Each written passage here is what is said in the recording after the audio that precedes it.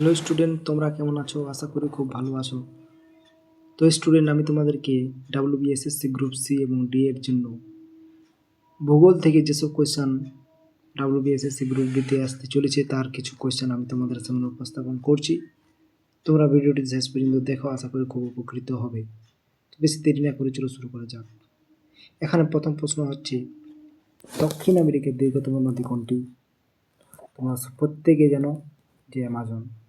Next প্রশ্ন, এটি Indian geography ঢুকে গেছে, বাট তোমাদের পরীক্ষাতে কিন্তু ওয়েস্ট বেঙ্গলের ইন্ডিয়ান জিওগ্রাফি আসবে। তো তোমরা সিলেবাসটা অবশ্যই ভালো করে দেখে নেবে, তারপর ক্লাসগুলো মন দিয়ে মনোযোগ সহকারে অবশ্যই শুনবে। ভারতে কোন রাজ্যে মরুভূমির পরিমাণ সবচেয়ে বেশি? তাহলে মরুভূমির পরিমাণ সবচেয়ে বেশি কোন রাজ্যে? রাজস্থান রাজ্যে। কোন দেশকে হাজার হাতির দেশ বলা হয়? লাওসকে। ভারতের কোন শহরে কেন্দ্রীয় ধান গবেষণা কেন্দ্র অবস্থিত? কটক, উড়িষ্যার। নেক্সট প্রশ্ন, পৃথিবীর অভ্যন্তরের কোন স্তরটিকে নিফে নামে ডাকা হয়? সরি, এখানে ইন্ডিয়ান জিওগ্রাফি ঢুকে গেছে, বাট তোমরা এগুলিকে মনে রাখতে পারো আর নাও মনে রাখতে পারো, কিন্তু পরীক্ষায় এগুলো আসবে না। নেক্সট প্রশ্ন, কিছু কিছু ঢুকে গেছে, বাট তোমরা যদি চাও তো মনে রাখতে পারো, কারণ পরবর্তী পরীক্ষাগুলোতে তোমাদের আগামী কাজে লাগতে পারে। তো হাওয়াই দ্বীপপুঞ্জ কিসের ফলস্বরূপ গঠিত হয়েছে? হটস্পট আগ্নেয়গিরির জন্য। ভারতের কোন রাজ্যটি সবচেয়ে বেশি সংখ্যক রাজ্যের সাথে সীমান্ত ভাগ করে? উত্তরপ্রদেশ রাজ্য। উচ্চ জোয়ারের মধ্যে সময়ের ব্যবধান কত? 12 ঘন্টা 25 মিনিট। ভারতের প্রথম জৈব রাজ্য কোনটি? সিকিম।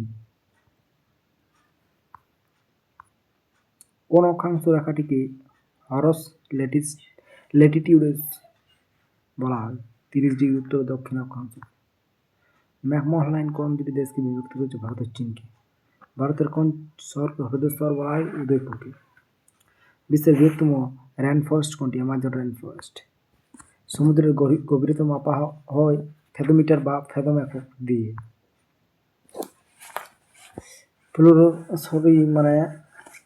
তোমাদের এটি ভূগোলের কোয়েশ্চেন, কিন্তু অনেক টাইমে তোমাদের মনে হবে যে এগুলো হচ্ছে ভৌতবিজ্ঞানের কোয়েশ্চেন। WBSSC গ্রুপ ডিতে কিন্তু ভৌতবিজ্ঞান, জীবনবিজ্ঞান কোনোটাই আসবে না। আসবে কি? গ্রুপ সিতে জীবনবিজ্ঞান, ভৌতবিজ্ঞান আসবে। তাই যারা গ্রুপ সি দিচ্ছ তারা এই প্রশ্নটিতে অবশ্যই মনোযোগ দিবেন। সরি, এটি ভূগোল কোয়েশ্চেন, বাট সায়েন্স চ্যাপ্টারটি অবশ্যই মনোযোগ দিয়ে পড়বেন, সেখান থেকে প্রচুর কোয়েশ্চেন হয়। সোলার কুকার কোন নীতিতে কাজ করে? তোমরা এগুলো দেখে যাও। ভারতের পঞ্চায়েত রাজ ব্যবস্থার কাঠামো কি?